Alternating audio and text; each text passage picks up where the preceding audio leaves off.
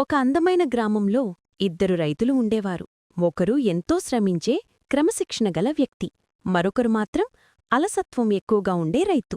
వాళ్ళిద్దరి పొలాలు ఒకదాని పక్కన ఒకటి ఉండేవి. ప్రతి ఉదయం సూర్యుడు ఉదయించకముందే శ్రమశీల రైతు లేచి తన పనులు ప్రారంభించేవాడు. ముందుగా పొలంను పరిశీలించి నేలను దున్ని, గడ్డిని తీసి, అవసరమైన చోటు నీళ్లు పోసి, మొక్కలకు ఎరువులు వేసేవాడు. అతను ప్రతి పనిని సమయానికి చేయడం వల్ల అతని పొలం ఎప్పుడూ పచ్చగా కనిపించేది. ఇక అలసత్వ రైతు సంగతి వేరు. అతను తెల్లవారితే లేవడు. ఆలస్యంగా లేచి చెట్టు కింద కూర్చుంటాడు. సూర్యుడు మండుతున్నా, మొక్కలు ఎండిపోతున్నా అతనికి పెద్దగా పట్టించుకునే అలవాటులేదు. రేపు చేస్తాను అని వాయిదా వేస్తూ పోయేవాడు. ఫలితంగా అతని పొలం ఎండిపోయి, నేల బీటలు వేసి, మొక్కలు వాడిపోతున్నాయి. కొంతకాలం తరువాత గ్రామంలో అందరూ శ్రమజీవి రైతు పొలాన్ని చూసి మెచ్చుకున్నారు. మంచి పంట పండింది. అతను సంపాదనతో తనింటిని బాగుచేసుకున్నాడు. అతని కుటుంబం సంతోషంగా జీవిస్తోంది. ఈ దృశ్యం చూసి ఆలస్యపు రైతుకు ఆశ్చర్యమేసింది. ఒకరోజు అతను శ్రమజీవి రైతుని అడిగాడు, అయ్యా, నీ పంట ఇంత బాగా ఎలా పండింది? మా పొలం పక్కనే ఉంది కదా. వర్షం, నేల, గాలి అన్నీ ఒకటే. అయితే తేడా ఎందుకు?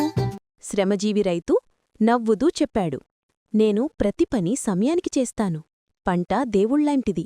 దాన్ని ప్రేమతో చూసుకుంటేనే ఫలితం ఇస్తుంది. అలసత్వం మన శత్రువు. కష్టం ఎప్పుడూ వృధా కాదు. ఆ మాటలు అలసత్వ రైతు హృదయాన్ని తాకరియి. అతనికి తన తప్పు తెలిసింది. నిజం చెప్పావన్నా, ఇప్పటినుంచి నేను కష్టపడి పనిచేస్తాను అని నిశ్చయం చేసుకున్నాడు. తర్వాత రోజునుంచే అతను తెల్లవారుజామునే లేచి తన పొలాన్ని సర్దుకోవటం ప్రారంభించాడు. మొదట్లో కష్టమనిపించింది కాని క్రమంగా పనిచేయడం అలవాటయ్యింది. మొక్కలకు నీళ్లు పోశాడు, ఎరువును వేశాడు, తుప్పును తీశాడు, చెడు అలవాట్లను వదిలేశాడు. కొన్ని వారాల్లోనే అతని పొలం మారింది. పచ్చటి మొక్కలు మొలిచాయి, పువ్వులు పూసాయి, పండ్లు కూడా కనిపించాయి. అతనికి ఎంతో ఆనందం కలిగింది. కష్టం చేసినవాడికి ఫలితం తప్పకుండా ఉంటుంది అని తనలో అనుకున్నాడు.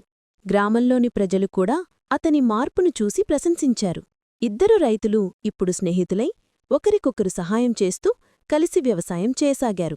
గ్రామమంతా మంచి పంటలతో సంతోషంగా మారింది. ఆలస్యం మన జీవితానికే నష్టం చేస్తుంది.